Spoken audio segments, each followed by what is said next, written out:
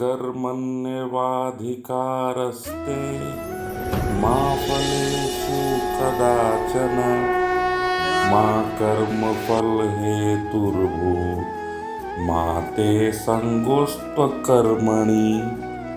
Jai Sri Krishna. My sincere and heartfelt gratitudes to all esteemed viewers for the kind support so far. We look ahead to receive the same more intensively in the days to come. Once again, I have turned up with a story from the great epic Mahabharat.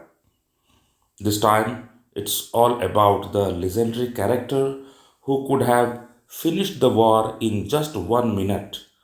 Yes, he is none other than Trivandhari Barbarik, the warrior who had only 3 arrows in his quiver.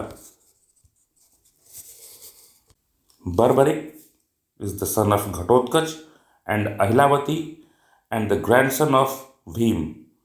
He was a very warrior from his childhood and was a great devotee of Lord Shiva. Ahilavati, apart from being his mother, she was his teacher also. She taught him the art of warfare. Lord Shiva, pleased with him, gave him 3 infallible arrows. Also, Agnidev gave him the bow that makes him invincible.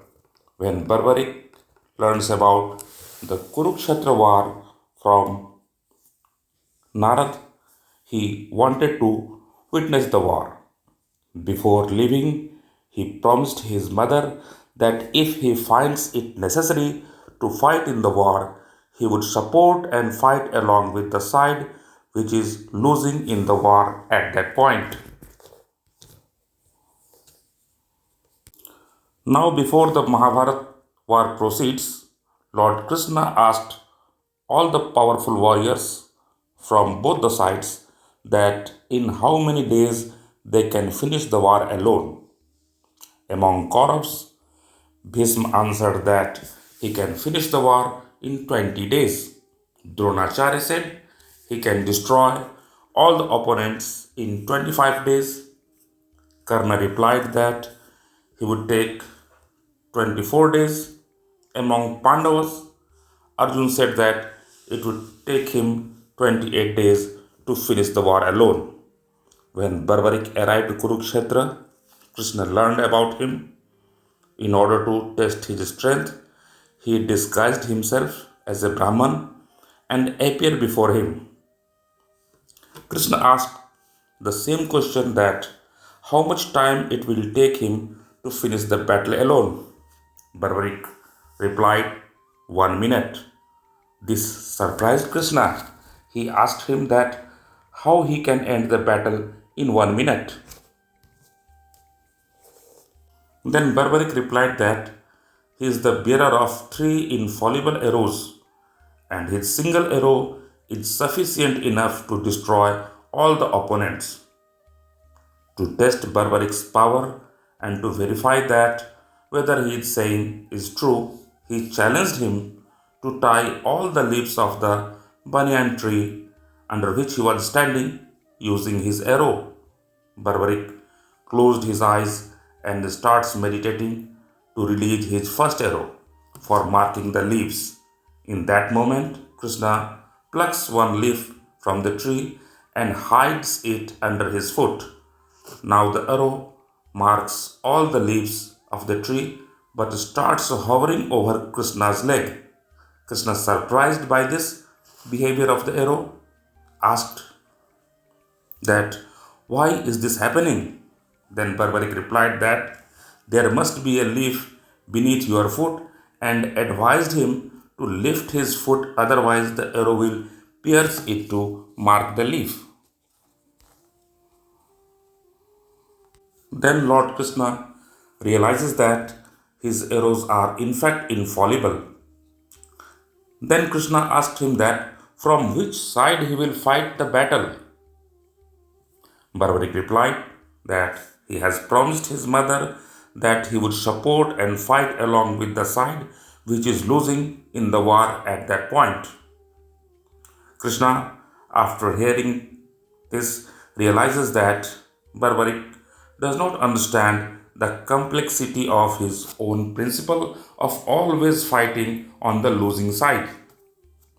Krishna told to him, whichever side you are going to support will win the battle.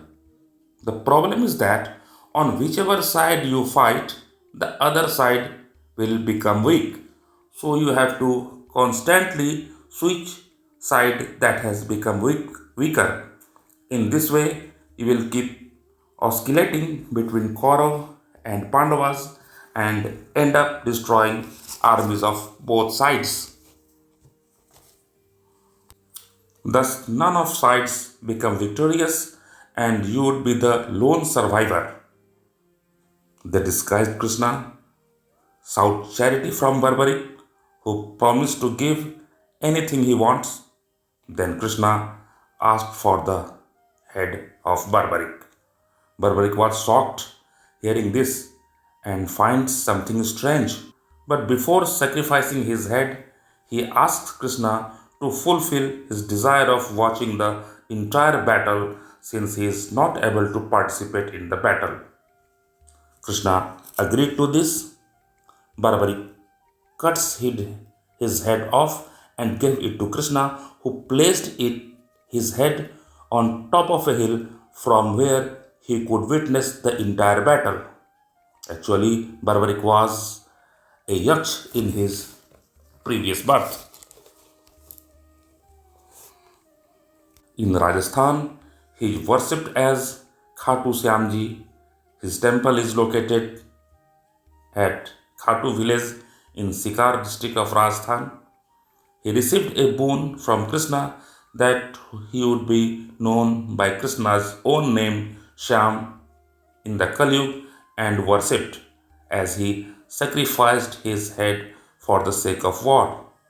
In Nepal, King Yalambar is portrayed as Barbarik. He was the first king of Kirat dynasty.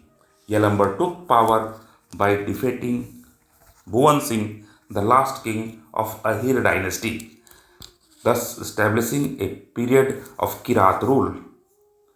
King Yalambar, believed to be the incarnation of Barbarik, is worshipped as Akash Bhairav by the natives of Kathmandu Valley. His temple is located in Indrachauk, Kathmandu. Legend credits him with meeting Lord Indra, who once ventured into the valley in human guise. Thank you so much for watching. Jai Sri Krishna.